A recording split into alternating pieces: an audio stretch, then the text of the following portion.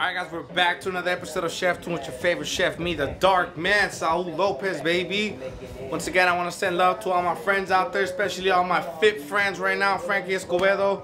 I told you I was going to be coming out with these videos nice and healthy. And I'm coming out with a nice little tomato side vegetable dish that you could be eating with your meals.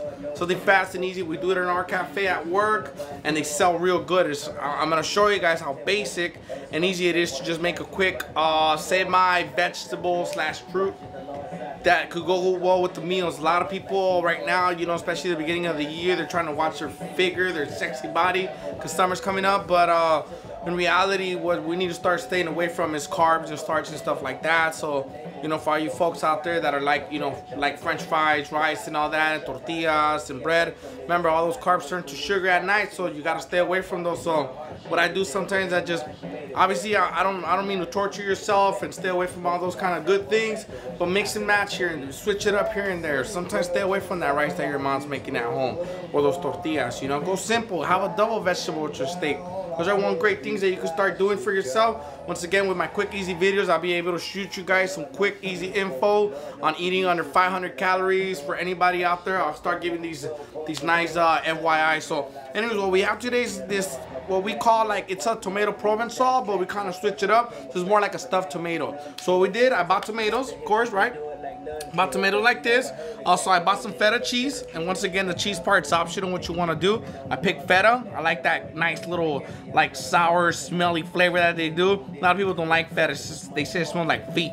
But you know what? After a while, and you start learning, and you start developing and showing your palate all these new flavors, you start getting into it. So we also have balsamic vinegar, which is another thing that you could do. I bought one with honey, which is balsamic dressing. So it's not vinegar, it's dressing. So I chose this one. Got black pepper, white pepper, and I crumbled some of that feta cheese, because the feta cheese I got comes in a block. So anyways, what I did, I bought this tomato, right? Rinsed it. What I did, I took the top off, or you could just start going in there. So what I did, I kind of went inside the tomato, and the reason you want to go inside is because once you start going in there, you'll be able to stuff some cheese in there, right? So once you get to that point, just get your knife in there, right? Just get to that core and cut it out, right? Once you get to that core, what I did, I started poking it. And what I did, I started making gaps. Well, I started making cuts in between the tomato. So what I did, kind of laid it flat. And once again, if you don't want to lay flat, just go to the bottom. And once again, safety first, folks. Use your cutting board. Cut the bottom. And now you won't have a rocky tomato.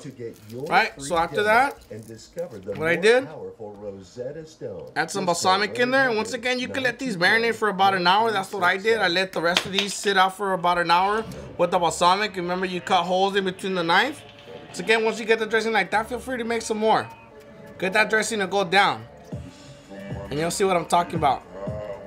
Right? So if you have a lot of dressing, that's okay, folks. Okay? Feel free to take some off. Totally, everything, the dressing is optional. Right? So what I did, once you have to that point, get your cheese. Right? Stuff your tomato.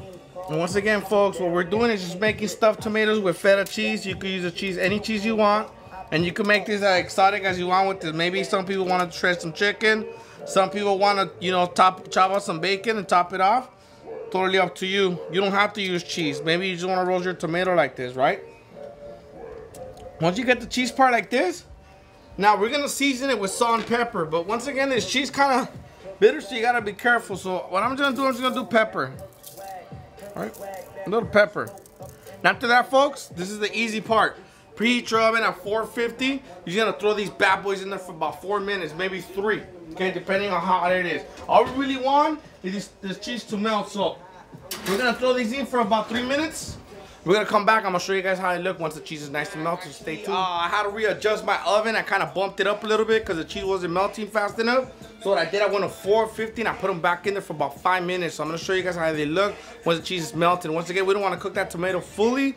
So we want to be able to have some juices in there. Plus, it's going to be a nice cut when you cut into it. So follow me. Take you back. Yeah, that's what I'm talking about right here. Something like that, right? Once again, feta cheese, a little cheesy. It's a little bit more firm, so it takes a while to melt. But once again, I'm not a big fan of melting my feta cheese. I want to be able to have some crumble inside. So what I did, once again, I seasoned it on top with a little bit of pepper. I stayed away from the salt just in case People want to add their own salt at the table. That's perfect for me. So once again, once you get to this stage, you want to start decking them out, right? Actually, what I'm gonna do, grab your tongs once again, folks. Take these first, so be careful. The pan is hot, right? Once again, these are perfect for family style as well. You want to lay these on a plate. You know, I'm a big fan of family style eating. You know, just in case somebody doesn't like tomatoes and stuff, I don't take it personal because they left them on the plate, right? So once you get to this stage, remove this pan, and I got some of this pica limon. This is like this is tajin, but this is like chili pepper with lemon pepper. So it's lemon pepper, chili pepper in there, all three in one. And I like it because it kind of gives me that little Latino flavor that I love. So just go ahead and season it. All right. Once again, you don't have to use this spice right here. You could just go with simple as salt, or you could just go maybe a herb that you want, fresh herbs. What we did, we cut some green onions. I'm a big fan of green onions, plus I'm using it next recipe. So just top them off. And there you have it, amigos. Quick, easy tomatoes Provençal. But I just kind of switched them up. Add a little bit of cheese in there. Balsamic, I used some of that balsamic vinegar, some green onions, lemon pepper. Some of that chili pepper, and that was it. And once again, folks, they don't have to be fully cooked. You want them al dente in the middle, a little crunch to them, which I'm a big fan of. I hate soggy vegetables, so. I see a lot of people doing that. So once again, my videos are gonna take you to the next level with these vegetables and these side dishes for your favorite meal. So don't forget, baby, life is good. Let's eat.